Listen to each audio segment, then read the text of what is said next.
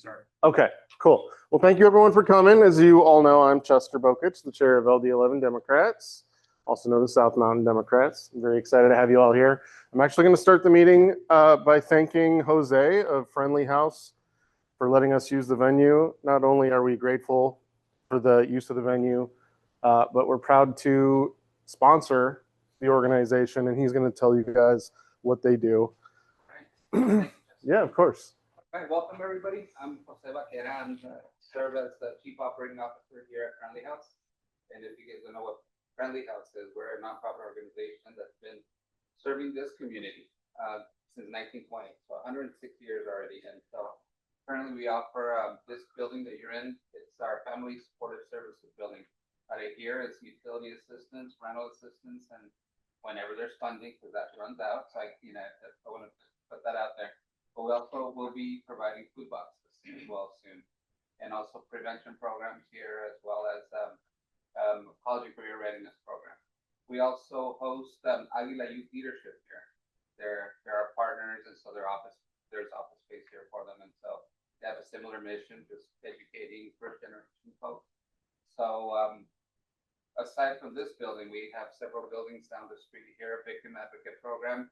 We have an immigration services program, adult education services, GED, ESL, and just about less than a mile away from here, south by the I-17, there's our school. We have a pre-K to 8th grade charter school, Academia del Pueblo. We've been as a school when the whole charter system started in 1997.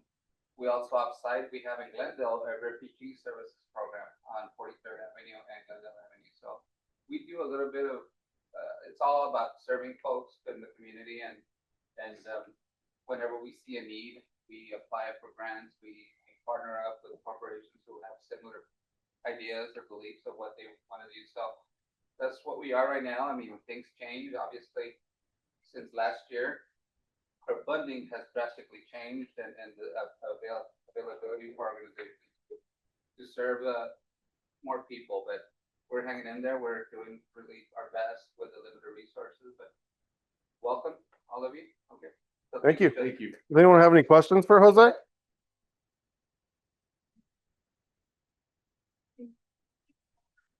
Give him the mic. Donating at this point, it's really the biggest thing is the funding sources. We need to diversify our funding. A lot of it is government based, so we need less of that, right, and more corporate donations. So, yes.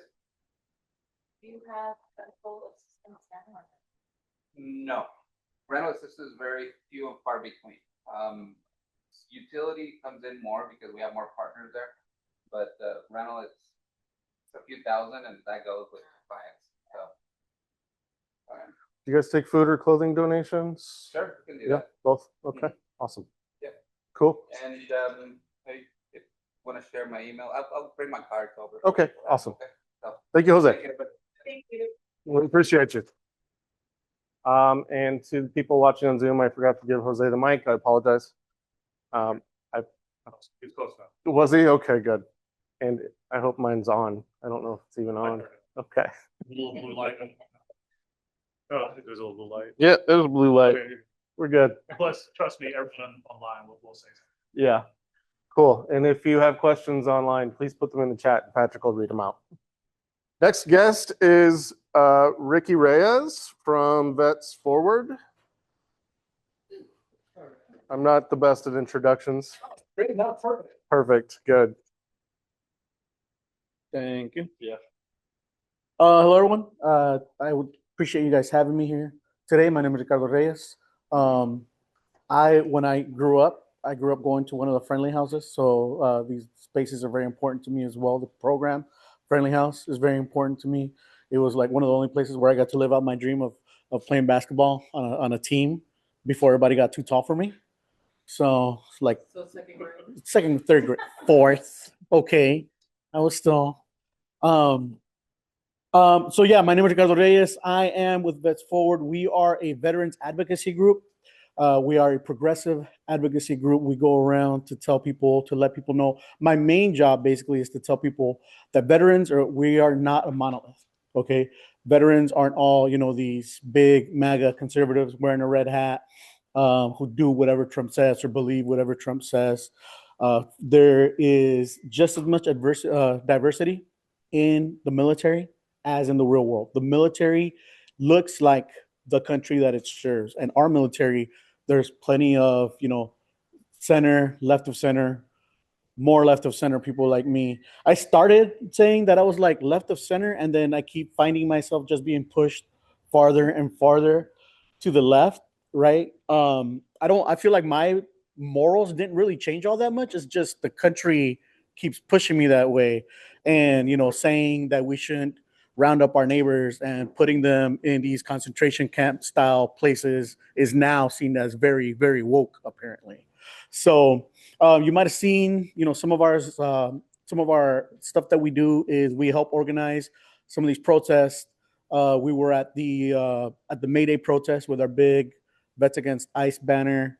You guys might have seen some of that. It got some pretty good publicity for May Day. And the reason that we like to come out and talk to people about that is we use veterans as a way to talk to people about immigration. People who normally don't care at all about any of the immigration stuff. They don't care about people who are being deported. When you tell them that veterans are also being deported, suddenly, they're like, what? Their ears perk up a little bit, and they don't know that veterans can get deported. I feel like most people assume that if you served in the military, you're a citizen. And when people don't understand that that's not the case, people are being like, for me, where I grew up at Alhambra here in West Phoenix, we were told that if you join the military, you're going to get your citizenship. And a lot of the people there obviously are, first generation or immigrants, and they serve for that. Like, they joined because they had that dream of being able to not just serve this country, but also being citizens of this country.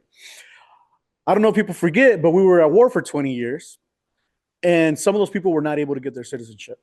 All right. And not through any fault of their own. One of my best friends who lives here in Phoenix, his name is Alex Murillo. He was deported, and it was through no fault of his own. He joined the Navy. He started all the paperwork. He did everything he was supposed to do.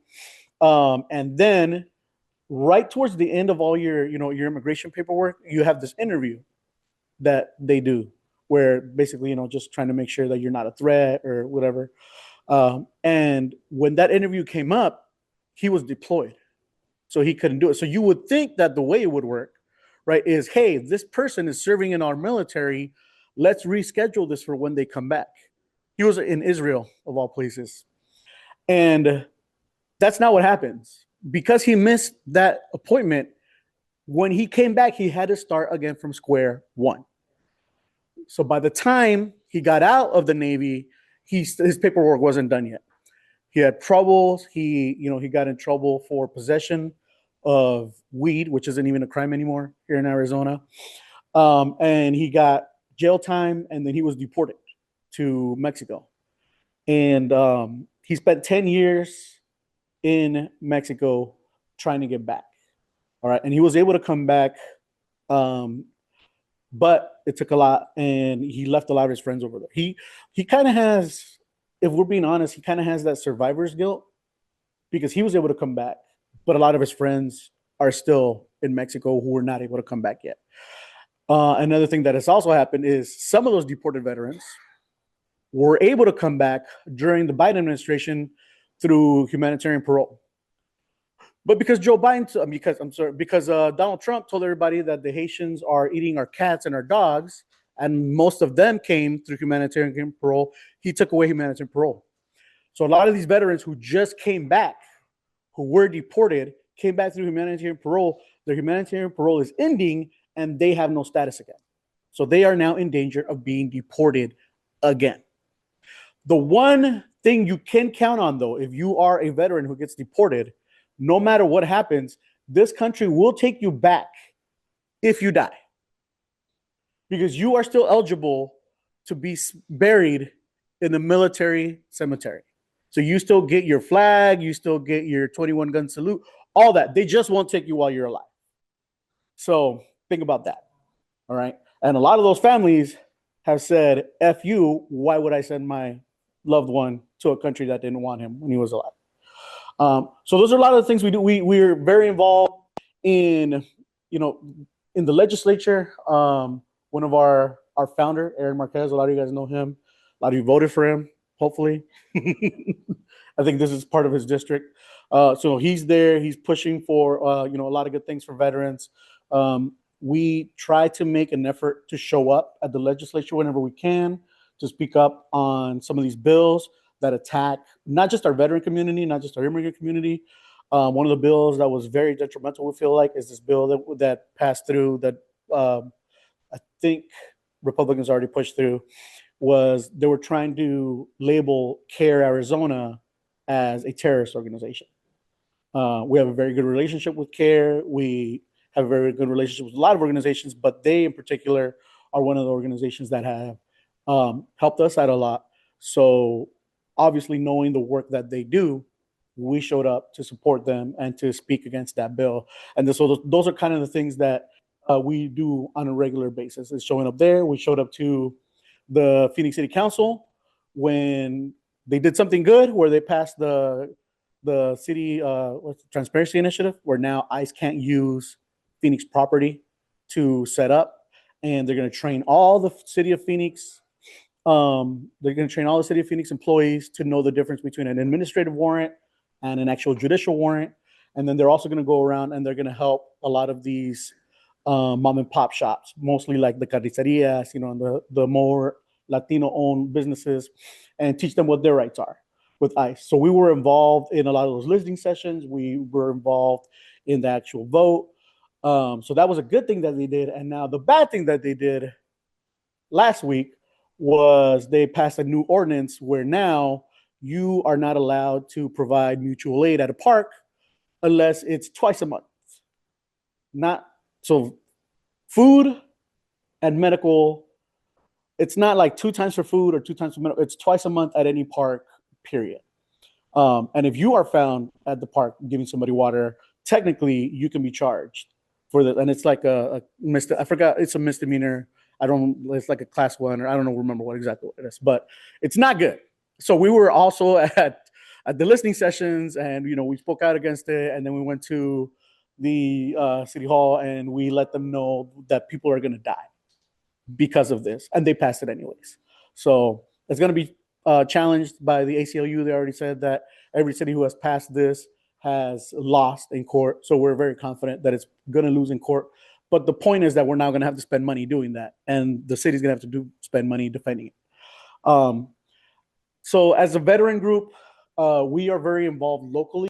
Other veteran groups like Common Defense, who I used to work for, who are involved in a lot of stuff nationally, and they do have some presence in here, but they don't do that kind of stuff that we do. Like they're not involved in these smaller races, to me, all politics is local, and that's kind of why I left Common Defense, because I thought that the things that were important here weren't exactly what they were going to do at the time. And what they do is important, but to me, what we do is important at a local level. And now we have somebody in Tucson, Shelley Burgos, who used to be the ED of the Pima County Dems. So we're doing a lot of great work down there as well. So if you have anybody, if you know any veterans who want to be involved, if you know any veterans who maybe don't know that there's other veterans who, are more liberal or more progressive, send them our way. I'm glad to talk to them. I'm glad to try to get them involved. And whether they're here, Tucson, Flagstaff, wherever they are, anywhere in the state, we will get them and we will give them. So there's lots of things to do. And that's what I get online all the time. Online, people are always asking me, like, what can we do to help? Don't worry. We will give you stuff to do. There is tons of things that are going on, especially right now. I always tell my friends when they're asking me, like, oh, how are you doing? I'm like, oh, I'm busy. They're like, that's a good thing, right? I'm like, no, it's not busy. When activists are busy, that means the world is not going well. You know how many days off I was able to take during the Biden administration? I just chill and not have to worry that he's going to start a war over the weekend. So thank you everybody for having me. Like I said, my main thing here is if you know any veterans who you think want to be involved, maybe they just don't know how, send them our way. You guys can, I can give you guys my phone number. I can give you guys my, I have a little QR code that gives you my information, and we will be glad to take them. Also, we don't just take veterans. We say we're veteran led, backed by families, powered by allies. So anybody here who wants to be involved with us, you're more than welcome to come be a part of our movement, be a part of on any of the things that we do. So thank you all for your time, and I'll pass it back to Justin. Ricardo? Appreciate it. Does anyone have questions for Ricardo?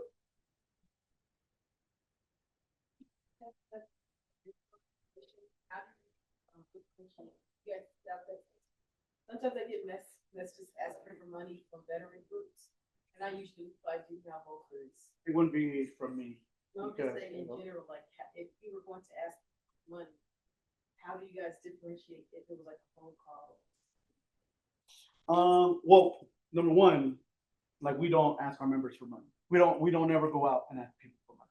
Oh, We, like, the way that we're funded normally is through foundation. We'll apply for a grant.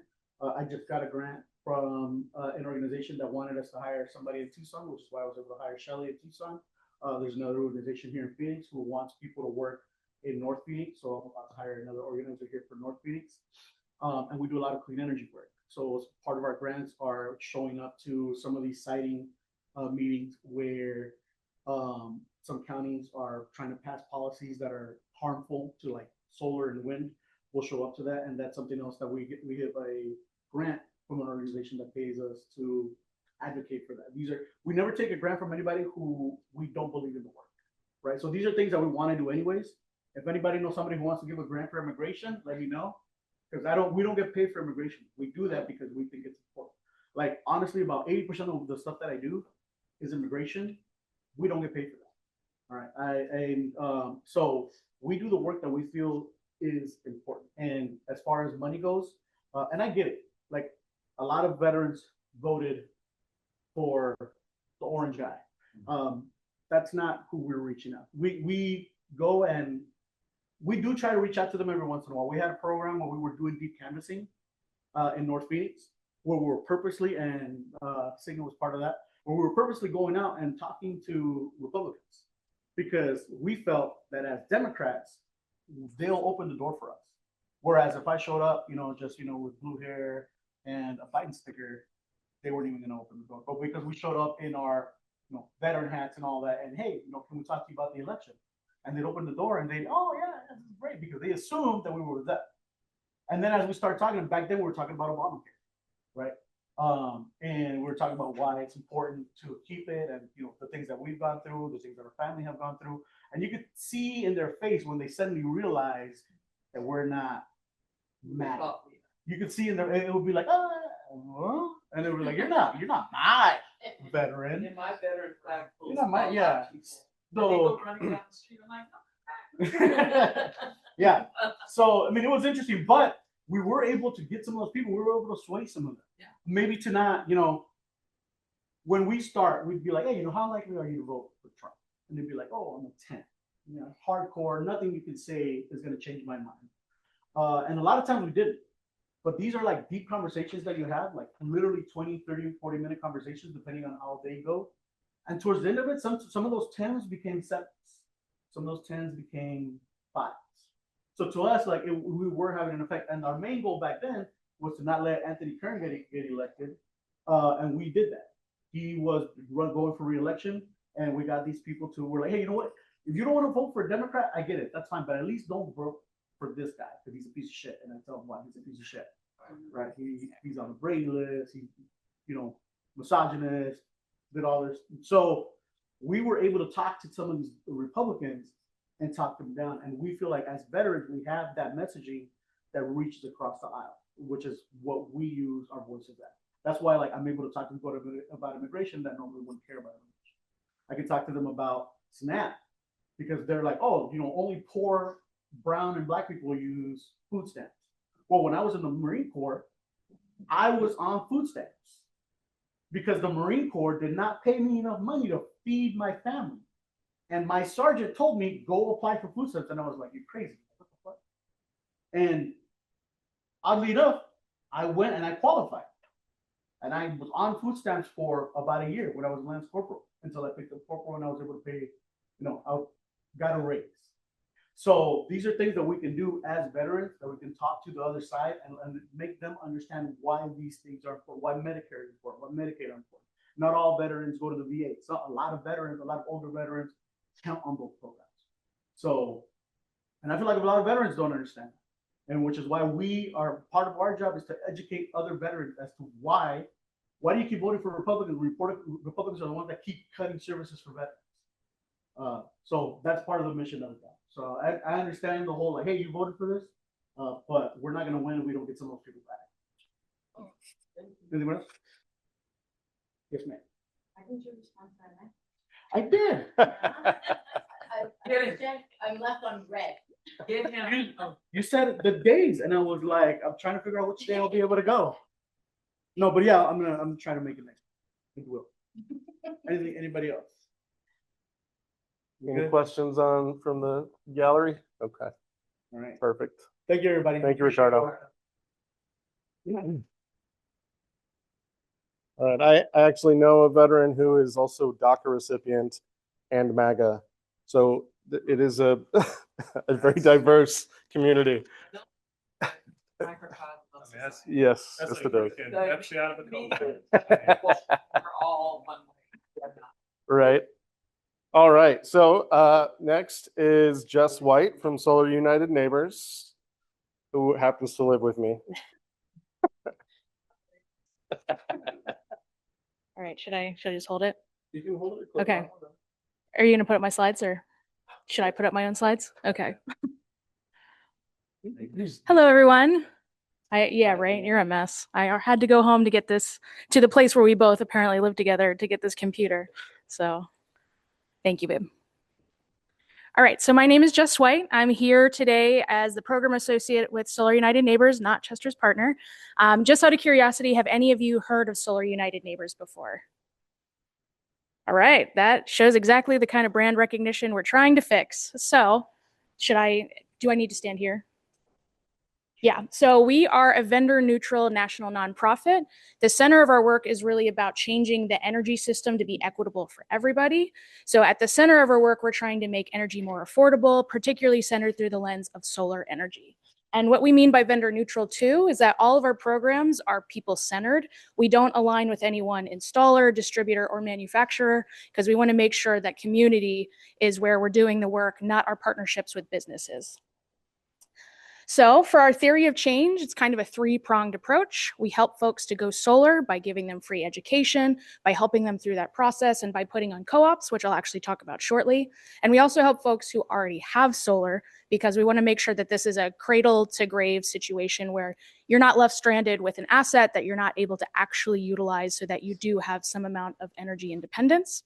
Secondly, we join together. So events like this, we host happy hours, we do solar tours, and we have other avenues in which we're trying to get people to have that sense of community, especially around energy equity.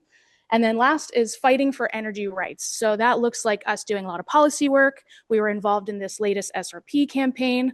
We're going to be doing some C3 work for the Arizona Corporation Commission. And then we also speak out against certain bills that we feel are discriminatory, particularly towards communities who stand to benefit the least when they push through some of these initiatives.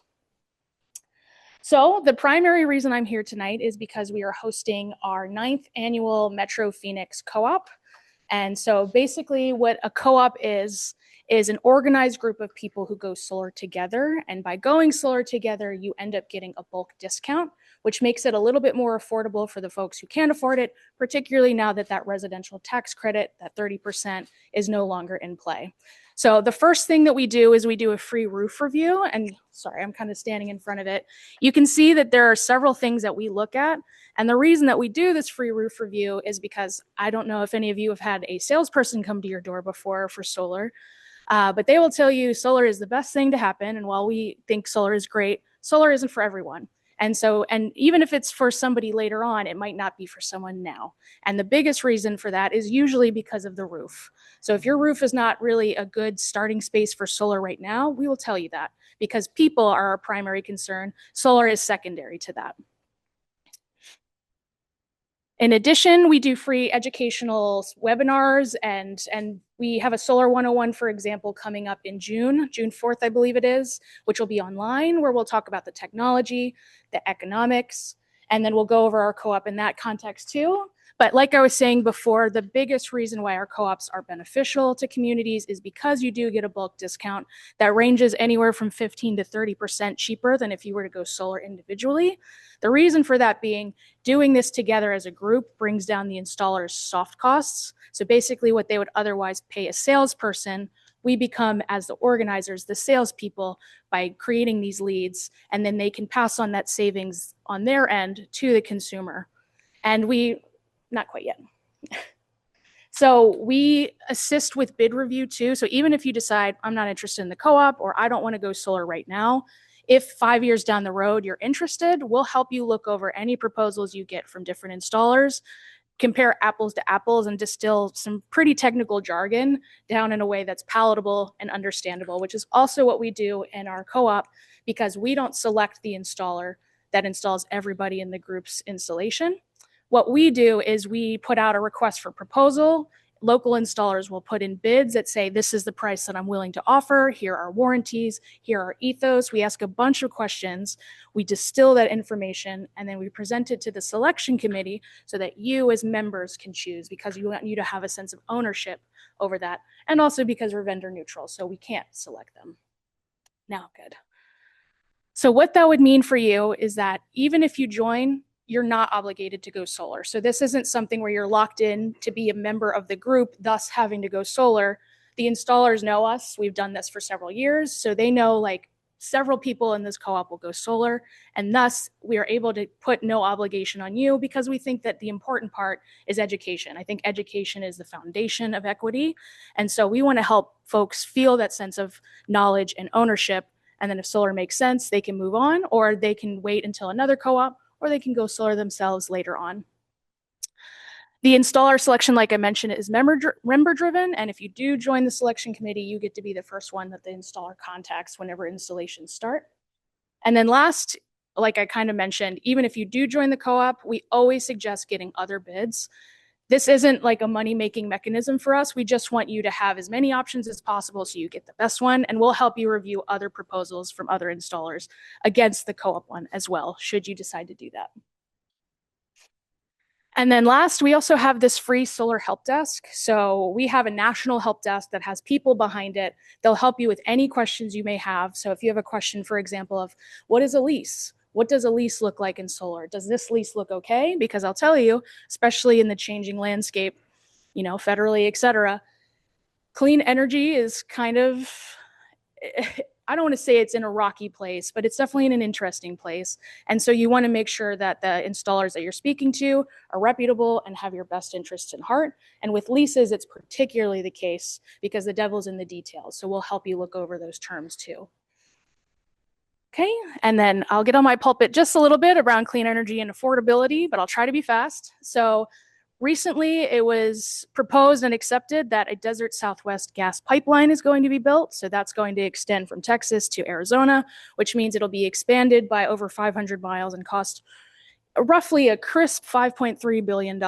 And so it's, while you may think, oh, that's probably just APS is doing, and they are the ones spearheading it, which, by the way, is anybody here an APS customer, or are you all SRP?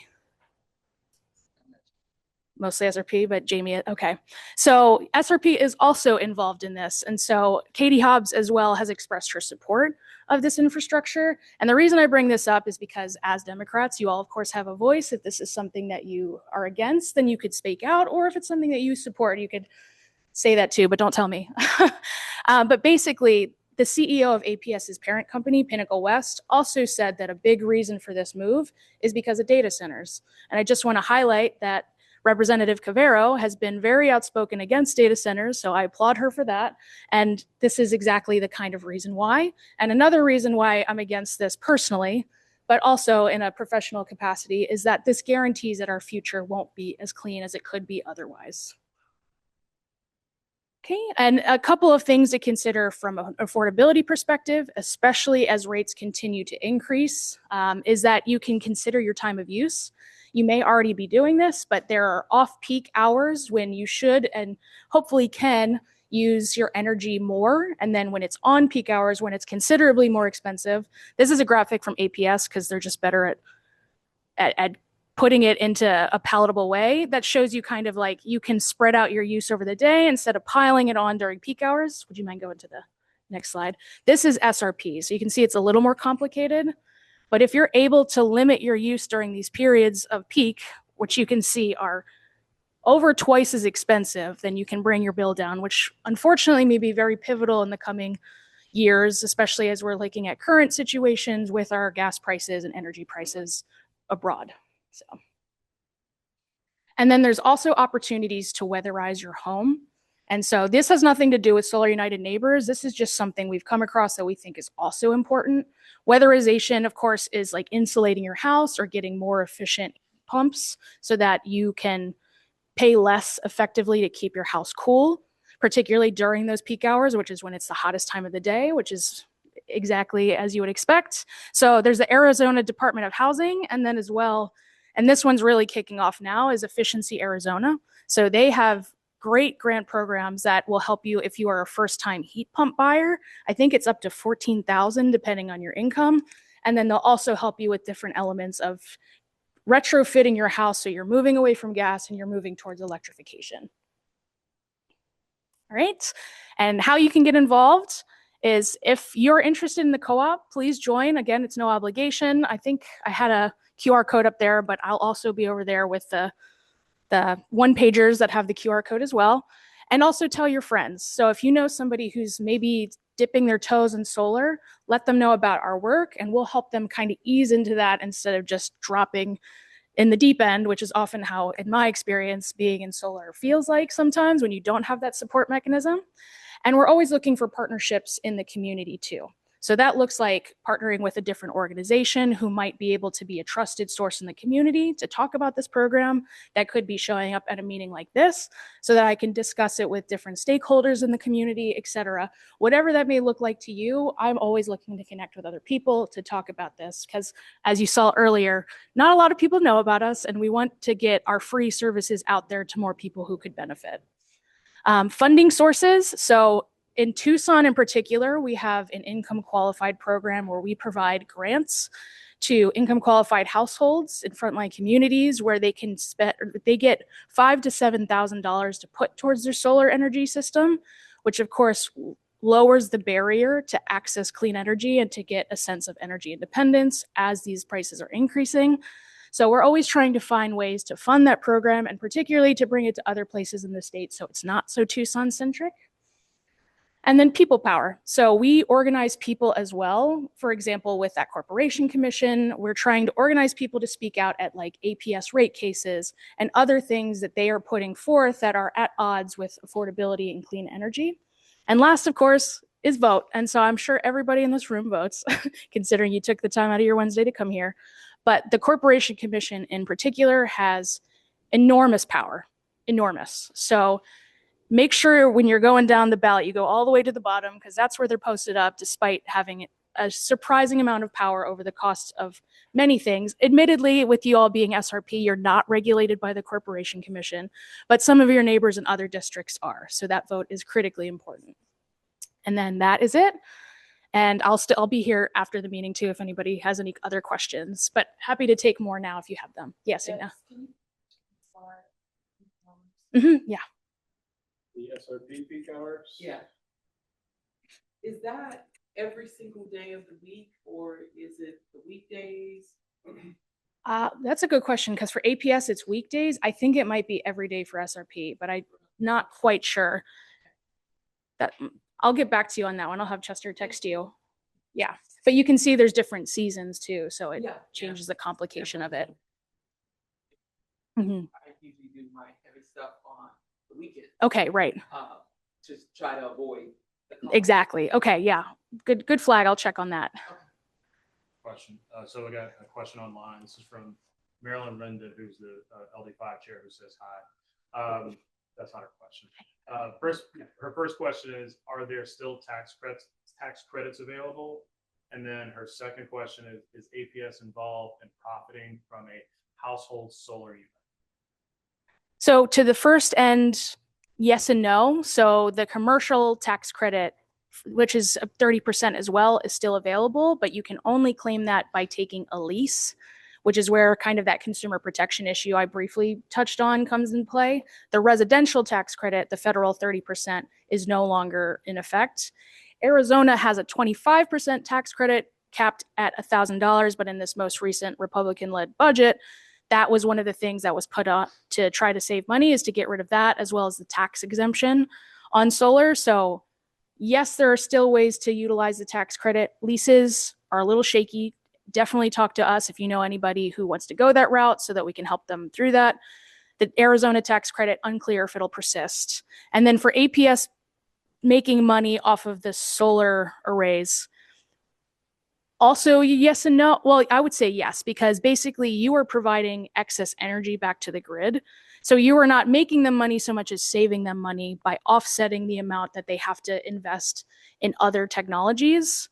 And so there's something called a virtual power plant, for example, which is where you have a battery and during peak hours you can discharge back to the grid, in which case you are helping them during the time when they have the most strain to not have to buy like another gas plant. Now, that said, they clearly are moving more in that direction, but they also compensate folks at a very low rate relative to market rate for any excess energy sold back. So in that way, they're paying less than they could for other energies, because right now APS is paying about 6.17 cents per kilowatt hour, whereas if you're on time of use and during peak hours, you're paying 34.4 cents to them. So there's a pretty big differential there. Hopefully that answered your question. We'll see if she types. Okay. We got one more as a comment from Elizabeth Douglas. She says, I believe SRP is using new plans and will discontinue the time of use you showed, and that'll happen in 2029. Okay. Thank you for that. And yeah, so SRP with the board change, I'm sure there's going to be some other shakeups coming soon too. I will also say for SRP, and I'll get to your question in 1 second, unfortunately, the return on investment for solar is actually a lot longer than it is for APS, which I think surprises people because SRP isn't a corporation, so you expect them to have more of your best interests at heart, but the amount they pay for your solar energy actually just dropped to 1.87 cents as compared to APS's 6.17 cents. So huge difference there. So I will say, do the numbers first, because solar might not make sense for SRP. They have a considerably lower level of execution or deployment, excuse me. I think it's 1 to 5 as compared to APS for people in their territory that have gone solar, because it pays so little, relatively speaking. So yeah, sorry. I used to be a city manager in California, Mhm. so I get a lot of information regarding what's happening in the cities. And lately, in the Lake Tahoe area, thousands of people were already informed that they're no longer going to be getting any electricity from the utility company because they need it for the data center. I mean, to scare you, but I mean, it's going to that extent. And it's also happening in Texas. But they actually notify thousands, like, hey, look for an alternative source of energy. That's insane. Ridiculous, huh? That is appalling. I don't even have words for that. In case you weren't able to hear, he was mentioning that in California and some parts of Texas, the utilities are saying, we don't have energy for you, make other options, because we're going to be diverting that energy to data centers. Whoa. Yes. No, so the co-op is in the entire Phoenix metro area. So we don't include Queen Creek and Santan Valley because we'll be doing a Pinal County co-op later on this year. So they'll be lumped into that one. But yeah, it's from Buckeye to Apache Junction and north to, I assume, Anthem is eligible. Yep. Okay. I think I took too much time. Thank you all for your patience and for listening to me. It's like an encyclopedia of knowledge. All right, I'll get back to my presentation here. Slideshow. Okay, Sadia, would you like to give our treasurer's report?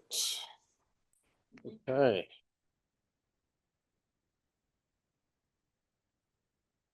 Okay, I had the report in my tablet, so at least I can. Okay, so last month we raised $1,903. Most of it came from Act Blue donation. So it was $1,303. And I have the Act Blue link open. I think we had a lot of new donors, new one-time donors. So we had like 31 contribution last month. So thank you for all who donated. And we also want to thank Senator Miranda for donating $500 and also Jackson for $100. And we also got $600 from the Contest Every Race grant. And we spent $663.89. Most of them are monthly expenses, but we also made a $500 donation to Friendly House for letting us rent the room. And election season is coming up, so if you can donate, that'll be great, because we're going to need all the money for the posters to reach out to all the new voters or any existing voters. Okay, thank you, Sadia. So yeah, I used Contest Every Race's free text program to send out a link for fundraising last month. So we raised a little over $300 from that. And then of course, Senator Miranda gave us another $500. Our dear friend Jack here is one of our big contributors as well. He's telling me not to mention him, so I won't thank him publicly. It's okay. Thank you, Jack. Okay, let me get back over here and go to the next slide. Does anyone have any questions about any of that?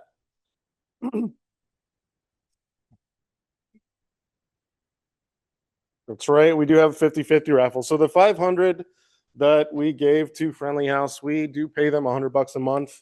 We were just 5 months behind on paying them. So last month we paid them for those 5 months to make sure that we get to keep using this space, because they are a C3. They can't donate this space to us, so we pay them for it. And we're proud to do so because they do such amazing work. The 50-50 raffle, of course, helps us pay for this. I don't know the ticket prices off the top of my head.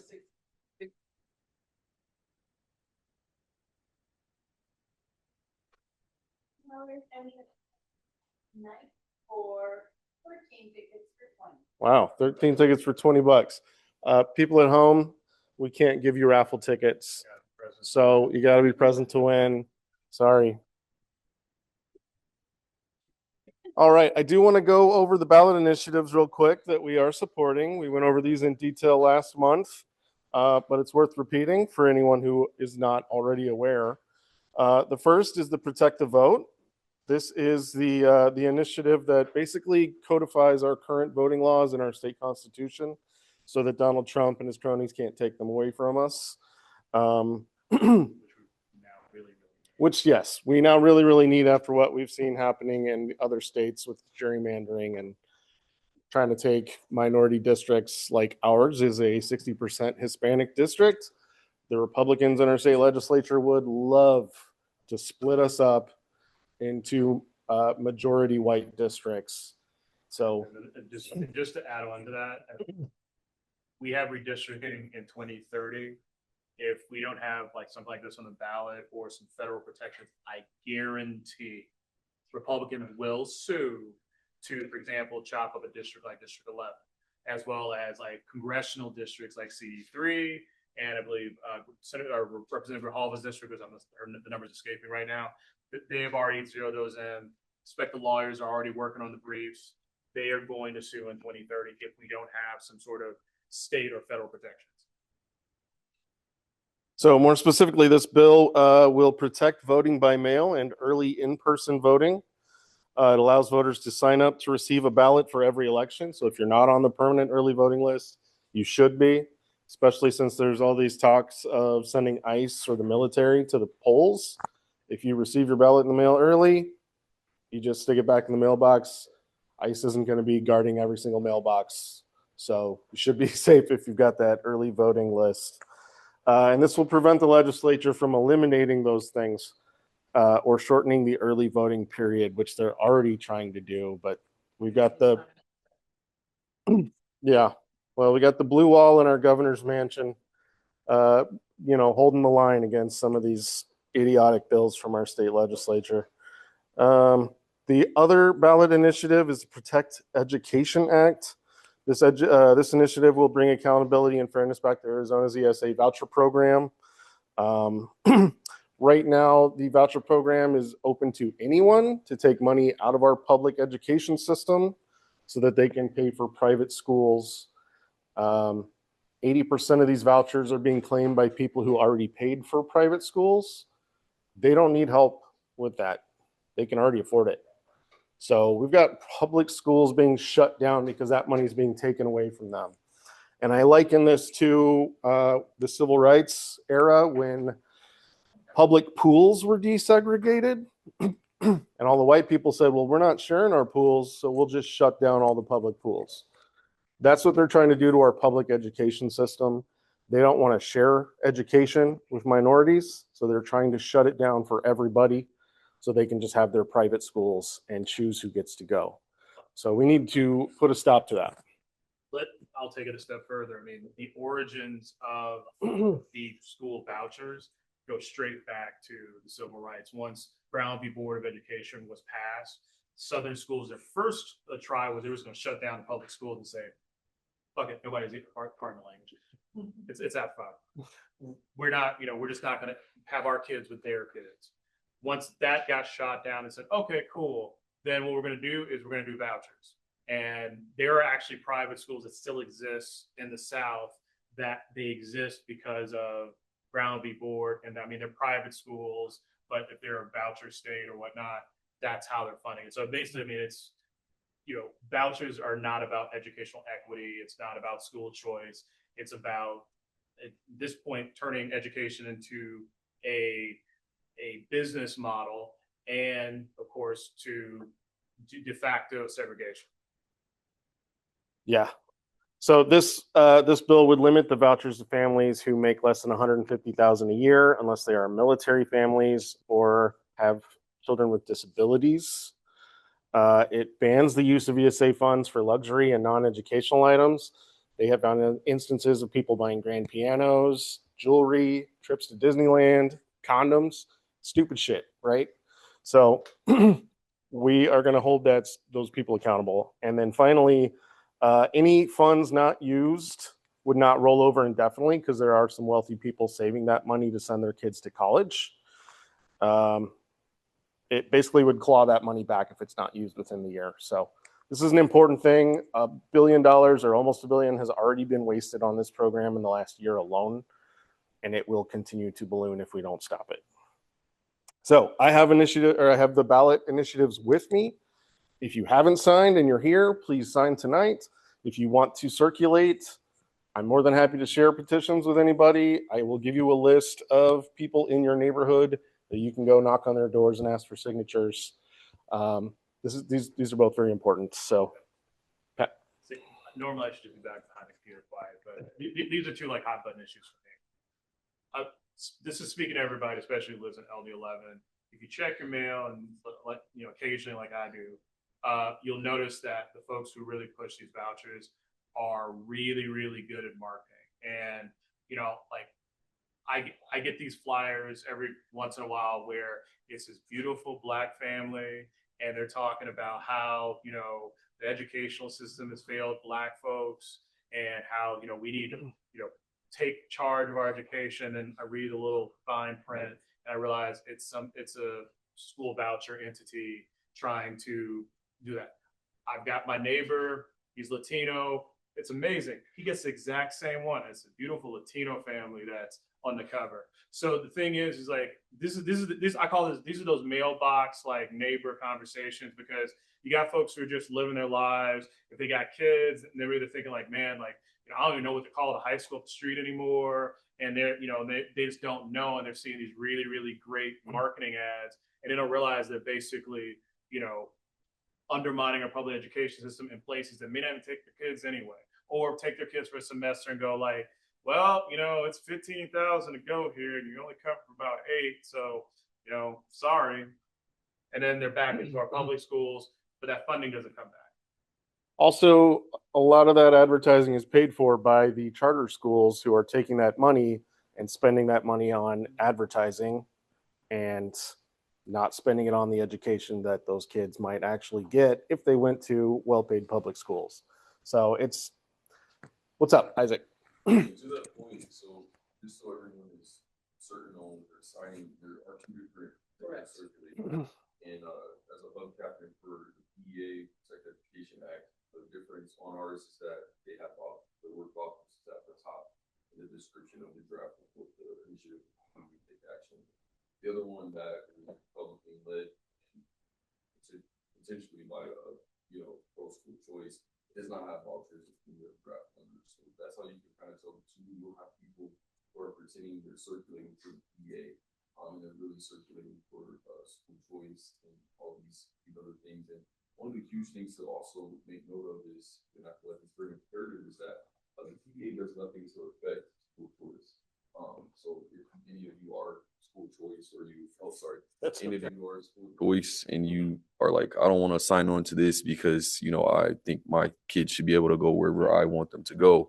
It's not affect school choice, which is why I think it's very important that we read that draft, because it does exactly what Chester has listed up here in the 3 bullet points. Is limiting and reforming parents who make over $150,000, which I'm sure anybody making that type of money does not need assistance, putting their kids in different schools. But it does help protect those kids with disabilities, which I think is the most important thing to note. Because when I knock doors, you have those families who signed up for this program back in 2011 when it was originated for kids with disabilities only. And they're like, what the hell? What am I going to do with my kid who really, it costs $20,000 to put them in a school that's going to cater to cerebral palsy or autism. So just to note that it does not affect those with disabilities and it does not affect school choice. Thank you.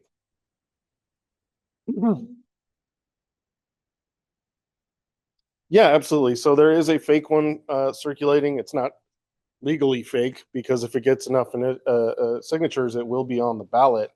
And then whichever initiative or bill on the ballot gets more yes votes, that one will go into law. So it's pretty crazy because they're pushing hard and they're out there and they are lying to people about what their bill does versus what this bill does. But the easiest way to tell the difference is right on the first line. Our bill has the word vouchers in quotation marks right in the middle of the top line. Theirs does not.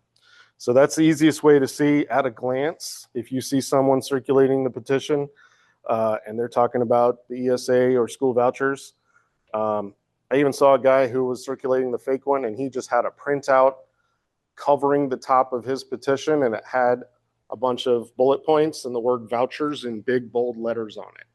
So they're playing dirty. They know what we're looking for and they're just trying to play dirty games. So be on the lookout. And if you see it, don't necessarily cause a scene because some of those people don't know what they're doing. They're just trying to make a buck. They are paid circulators and they're getting paid better than SOS and the AEA can afford to pay their circulators, unfortunately. So the person circulating is not necessarily a bad person. So don't be disrespectful, but maybe let them know that they're working for the enemy. All right, current events. So every Thursday night, I am going to Cornish Pasty in downtown Phoenix from 7 to 10 p.m. with these ballot initiatives to collect signatures. Typically collects somewhere between 10 and 15 a night, just sitting there, having some beers and hanging out. I've got some signs up that say, sign my petitions, and another that says, protect voting rights, protect education. And people will come up, especially after they've had a few, and they will engage with me, and I can tell them what I'm doing. And I've only had like 1 or 2 people say, no, I'm not going to sign that. But their friends did sign it. So they just looked like an asshole in front of their friends. So it was great.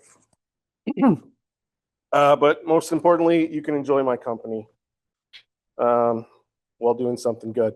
Friday night meetup is coming up. Friday, May 29th at 6 p.m. We're going to be at the T-Bone Steakhouse. Meet your fellow Democrats, share ideas, vent about the State of the Union. And then, of course, this Saturday, we'll be doing targeted voter registration. We're meeting at my house in the Bethune precinct We will target other precincts. Depending on how successful this is, it is kind of, I've been told that it's not a good use of time, but I'll believe that when I see it. I'm going to put in the work and we're going to see how it goes. I will have voter registration forms with me, and we will be meeting at my house. I'm more than happy to share that with any of you privately. It'll also be shared on Mobilize. I don't want to broadcast that on the internet. So that is it for current events. There's the Mobilize link if you want to register to canvass with us. It'll be, well, I've set up Mobilize, so it'll be every Saturday until the primary. But depending on turnout and success, we may pivot and do something else with our time. Yes, we will hit different precincts. I've been told there's 4 precincts in our district that have the highest concentration or some of the highest concentrations of unregistered voters in the county. And we're going to target those first. One of them happens to be the precinct where I live. So one of the annoying things about Mobilize, you can do like multiple events, you can't change the location. yeah, but we'll We have to update it. manually- We'll update it each week. What's that, Brent? Yes, I'll get to that. My chair report's almost over. Okay. Nope. T-shirts free with a $20 donation. If you are a recurring donor, ask me for a shirt. We have postcards available for lit drops or mailing. Petitions available for circulation. We will provide a list of Democratic neighbors in your precinct. If you ask, 50/50 raffle tickets are still available. And now I will open it to our electeds or elected representatives. So first up, of course, is Andy Simic from Yasmin Ansari's team. Hi, everybody. Thank you very much for having me. And thank you, Fern, for always being my #1 champion and critic. Well, thank you guys for having me. I have a brief update for you guys. So first, I want to let you guys know that we have a listening session with Congresswoman Grijalva coming on May 16th, which is just this Saturday. If you want the sign-up information for that and you're interested in meeting 2 of your representatives, 2 amazing Democratic women on Saturday, it's right here in Central Phoenix. It's about 15 minutes from this location, so not that far away. Really great opportunity to talk about ideas and what you want to see from Congress and what you want to see Congress executing on. We only are about 100 signups, and if you factor in flake rate of people not showing up to things, it's going to be a really good opportunity for you to have an intimate conversation with 2 federal representatives. So I highly advise you sign up if you have the time for that. The next thing for you guys is we've submitted close to $44 million in appropriations requests for this next cycle, for the next budget. Those are all funding dollars that directly help our community and things within our community. Some of the LD11 specific projects include a new fire engine for Guadalupe, a storm water flow meters for the Salt River. And as we all know, right, water rights in our river systems in Arizona are going to be very important. So a lot of the small logistical things, like you think a flow meter might not sound very important. It could be very, very, very important for us down the road, as well as a pedestrian bridge across the Salt River along 3rd Street, which would make, this area, which is historically not super walkable, a lot more walkable and a lot more accessible to people. I think that's a really good thing. Other funding requests that we've processed or working through processing are community clinics and other vital renovations to various different projects throughout the city of Phoenix. The last thing I want to talk about, and I'm sorry, I was on my phone for some of this because a news article had just dropped from the Copper Courier about the treatment of detainees in what's called AROC, which is Mesa Gateway Airport's ICE holding facility, which is supposed to be a temporary holding facility. During previous administrations, it was typically a 12-hour turnaround. That's turned into more of a 36-hour stay for many detainees. We're also seeing massive overpopulation in these facilities. So what was typically a 20-person cell has now turned into a 50-person cell or a 60-person cell. And the reporting from the Copper Courier that came out is that what's referred to as use of force activities, that could be the use of OC spray, right, an advanced form of pepper spray, or what is also called a forceful evacuation, where they go in, they bring somebody out of the cell. These kinds of events are up 333% and are on course. They had, I believe, if I might get the number wrong, so please, I advise you to look at the reporting from the Copper Courier. They had 25 use of force incidents last year. That might be, I might have that wrong. I might have that backwards for 2024, but we're on pace to have 78 by the end of this year. I think we're already at around 35. So we are already on course for a very significant change in how they are treating detainees. And that is a very alarming thing for us. We have ICE agents and contractors who are completely unprepared for how they should be treating people, are completely untrained in how they should be going about these things. And this is something that our office has really been leading at the forefront on and trying to raise awareness around how we're treating people in these detention centers, how we're treating people in temporary detention centers. And it is a major issue that really does affect us significantly in this community that is Black and brown and has a lot of people that could be at risk for something like this. And also the other aspect is, you have people of mixed status and mixed status families. There's no guarantee these guys are doing their due diligence on everything. And it really could happen to any one of our neighbors. And we need to be very mindful about those things. With that, are there any questions for me about what our work has been so far in Congress or any of the updates that I've given? Yes. Yes, absolutely. So thank you very much. That's a very timely question. So DACA, for those that aren't aware, our office is able to help work with you through the U.S. Customs and Immigration Service. If you are somebody that is a DACA recipient and you are looking to get that renewed, we're able to help you process and expedite through that and work with USCIS. However, we're encountering a lot of problems with that. With USCIS, I believe it is a malicious slowdown of DACA processing. We are finally getting our cases expedited starting in November. Now we're just starting to work through November 2025 cases. So a lot of people who tried to submit their renewal in November of 2025 are just now getting their renewals processed. So that kind of shows you the backlog that's taking place here. And we went from, it takes 30 days to get this process, to 45 days, to now 60 days, to, in some limited cases, from what we hear from other caseworkers across the country that work in congressional offices, we're hearing maybe 6 months for some people, which is that is absolutely obscene for how government should be working. I thought this was the group that is about government efficiency, right? So to now say it takes, instead of 30 days, now it's going to take 6 months, it's on purpose, and they're trying to scare people.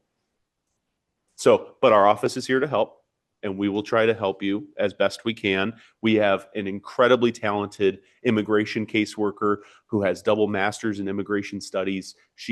I cannot sing her praises enough because she is ridiculously humble, but she truly is like the wizard of immigration services. So if you guys need assistance and you have somebody that lives in our district, we're happy to help.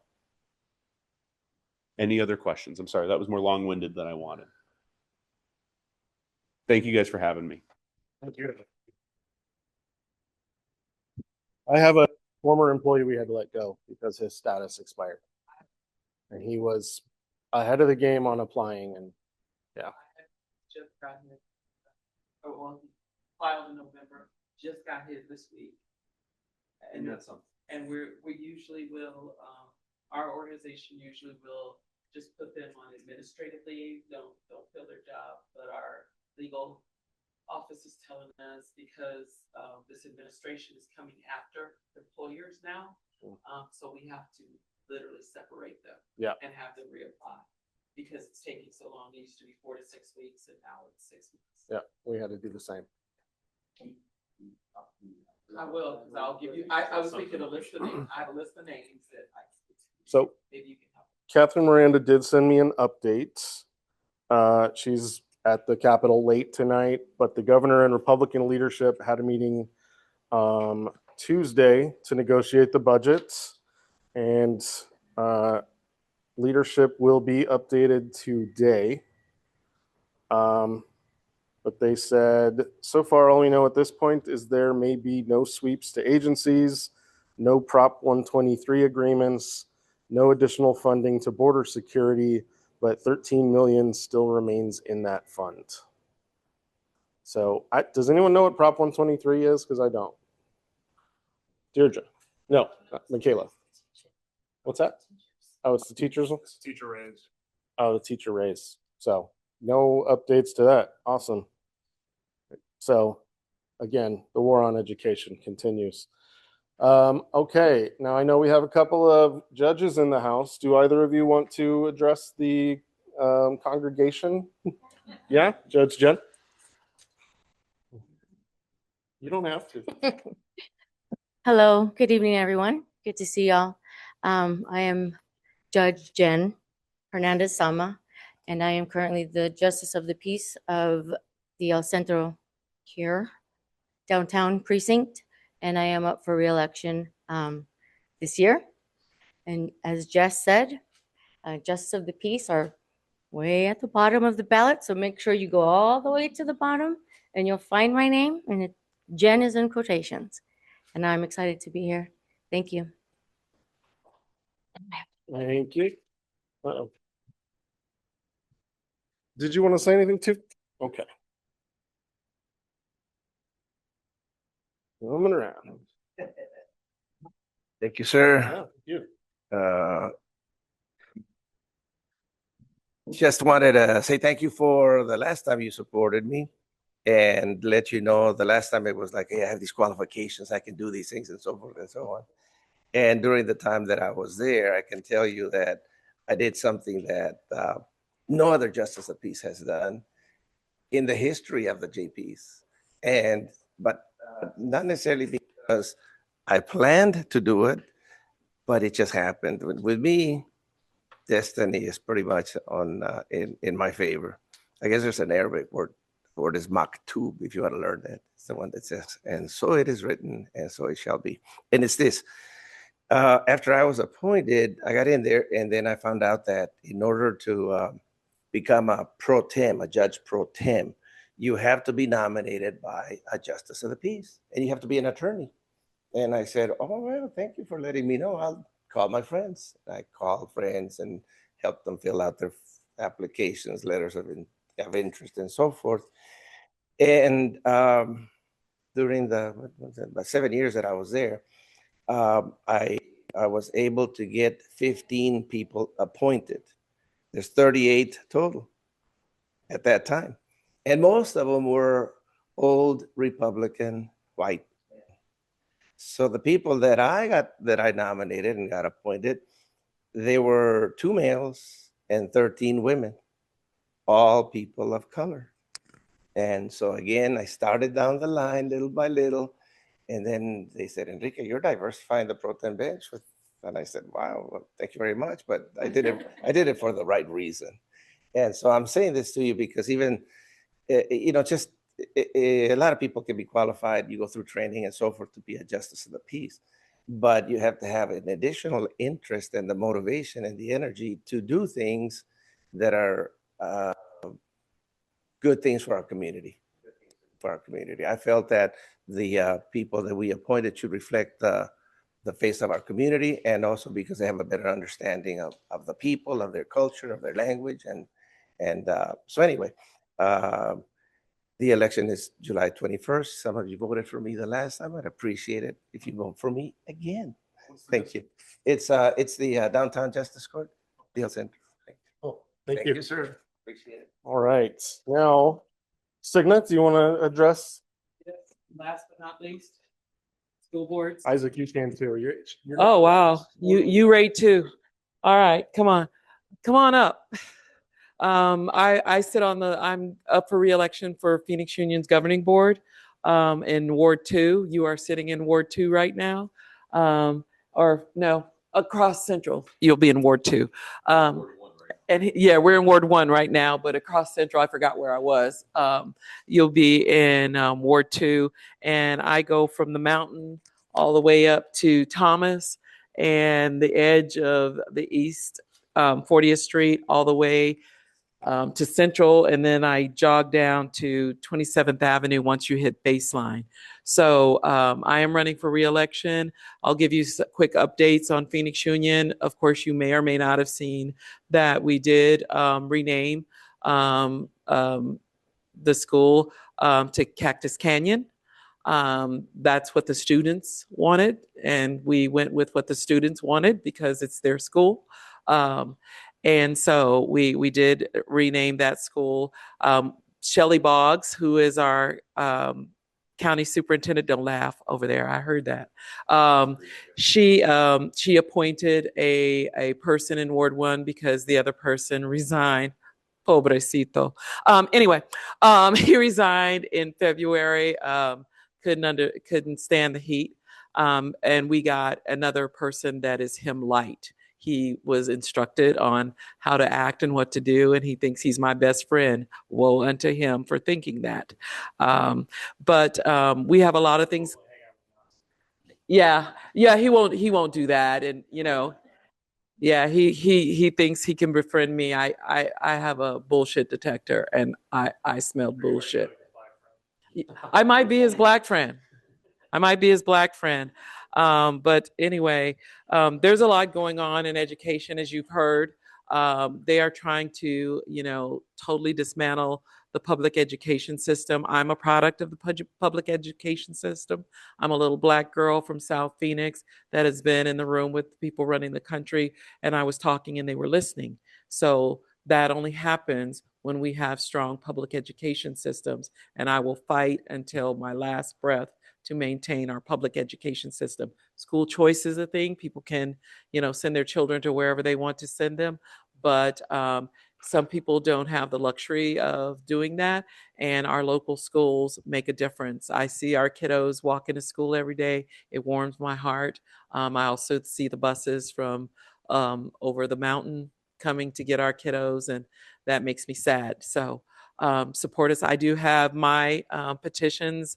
I wasn't going to run, but I need to protect the seat.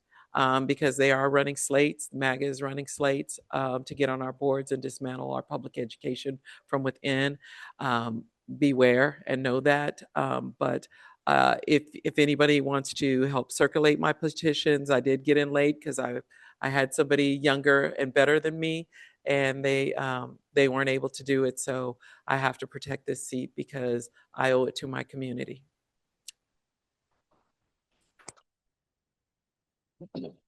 Yeah, so I mean, my running mate pretty much said everything. She's running in Ward 2. I'll be running alongside her in Ward 1 for Phoenix Union. And we typically do everything together. This is my mentor / community mom / running mate / everything. So to be honest, I mean, most of you already know what the trajectory of Phoenix Union's Ward 1 race was, especially with the crazy guy we had in there. But we're totally just working for our community.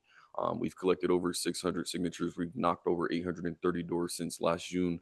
So we've totally been out there in the community, getting the name ID, making sure people know that we have better options on the ballot. But the huge thing for me is making sure that people are aware of what's happening in local elections. When we alerted SOS and all of these press and news media outlets that we had a neo-Nazi sitting on a school board, people jumped to make sure that we were able to get him off. They circulated over 1,200 petitions online in a week to get him out of there. So it was exciting to see that, but the job is not finished. We got through step 1. We removed a crazy guy. Step 2, they appointed another one. And step 3 is going to let us battle it out at the ballot box. So I'm excited. Some of the things we're working on, I'm a teacher, so increasing teacher pay is going to be number 1. Making sure that Phoenix Union can get fiscal responsibility so we don't have to continue this riffing process of letting go our counselors, our staff members, and people who are very dear to public education. Secondly, I am union approved and union endorsed. Woohoo. So we are working with, yes, we're both going to be. I am working closely with our local unions, so specifically IBEW Local 640, to make sure we bring apprenticeships onto our campuses, live demonstrations for our students to get their hands wet so they don't have these same options that I was, embraced with, which is military and college, which are both great options. We have a veteran right here. Both great options, but not every kid sees fit for their future. So we want to make sure we expand those options. And then lastly, we just want to bring common sense to our boards. We should not have board members who are okay with ICE being on campuses without a subpoena. That's common sense. Our kids do not need to be distracted. I see the challenges our students face internally. So I want to make sure that I'm there to fix it and bring an educator's perspective to the board. The dynamics right now, like we said, we're going up against someone who was just appointed last week. Kind of interested to see how he'll get 400 plus signatures in a month. But we're excited. We're gonna do all we need to do. I will be representing Ward 1, which is Southern Downtown, where we're at right now. Parts of South Phoenix, which I share with the lovely Signa Oliver, and then also Levine, Olive Levine. So if you live in any of those areas, I also have my petition sheets if you would like to sign on as well. But thank you. And just a last thing about what he said about ICE on our campuses, we have turned them away at the gates. They are not allowed on our campuses. They have to have a judicial warrant, and they haven't had one yet. And we have a process in place that we put in place in 2024 where we informed our families. We brought in ACLU and had lawyers there to help them get their paperwork together and everything. And then we assured the parents that if there is ICE in our neighborhoods, we will send out an alert, and they are not to come get their kids. Their kids are safe on our campus. We will protect their kids from ICE because we're not going to allow them to use our student scholars to lure their parents into danger. So we will stop that. We have a comprehensive plan that protects our students and our families and our communities from ICE. Thank you both. Question. And on the document, it said, as of last year, April 2025, schools are now required to hand over information to the military.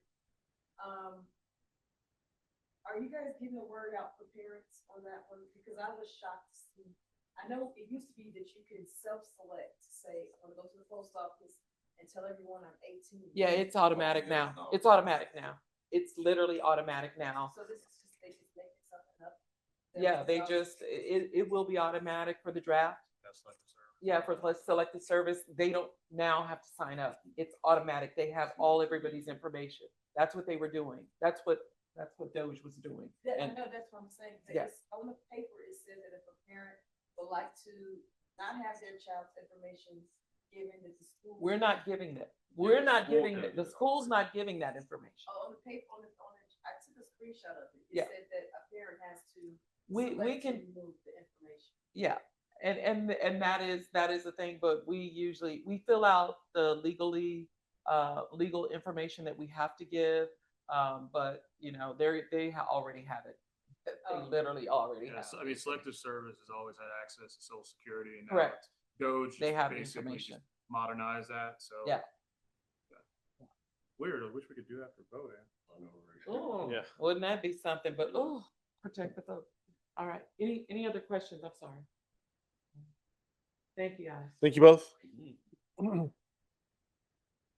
Okay. Yes, absolutely. Absolutely. And a bunch of other organizations, but Yeah. I don't remember all of them. I gotta I was go endorsed by the Young Democrats Oh, as good, well, good. believe it or not. And the last thing I wanted to tell you. Well, they named their organization after him. No, the last thing I wanted to tell you, I had the honor of being invited to sit at Congressman Ansari's table for the Gabby Gala. Yeah. Maritza Miranda, I know her dad and all that sort. And I think the fact that I went to Stanford and Congressman Ansari went to Stanford, it kind of added. That's what we're part of it. But I wanted to tell you this. There was 1,000, 1,200 people. It was packed. It was big. It was full. And it was very exciting. There was a lot of energy. So I just wanted to share that with you because I think they're going to be coming around the different neighborhoods or the different organizations and try to get everybody riled up and excited because, we got to keep the people that are at the executive level of the state of Arizona. And of course, elect more Democrat Congress people and so forth. Yeah. I just wanted to say that. Cool. Well, thank you. All right. Does anyone have any new business or old business to add to anything? Cool. I think most of you spoke as electeds or candidates anyway. What's up, bud? Yes. I have yard signs. If you would That's right. take one. I wanted to So, ask. Take a yard sign. They're completely free. Luckily, we're in a position to go for yard sign. So if you guys want a yard sign, really cool design, why not? So we'll definitely see your home. Yeah, I want one. I put up some of my yard signs today. So Yeah, you are controlled by, those 41, 42.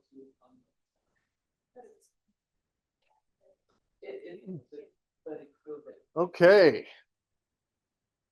Any other announcements or anything from anyone before we do the 50-50? Okay, so we'll go ahead and do the raffle. Do you want me to draw or do you want? Jess is gonna draw. So I've been told not to mention that we have precedent that everyone who's won previously has donated their winnings. So I'm not gonna mention that. There's no pressure.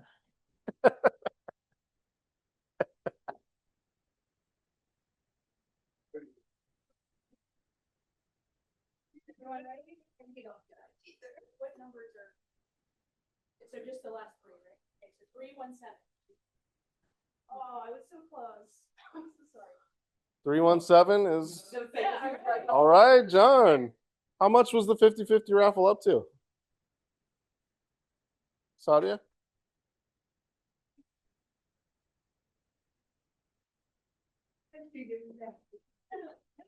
And I did. Yeah, you keep it up. Yeah, keep it up. Keep it up. Thank you. John is donating, so we appreciate that. How much did we make? What's the haul?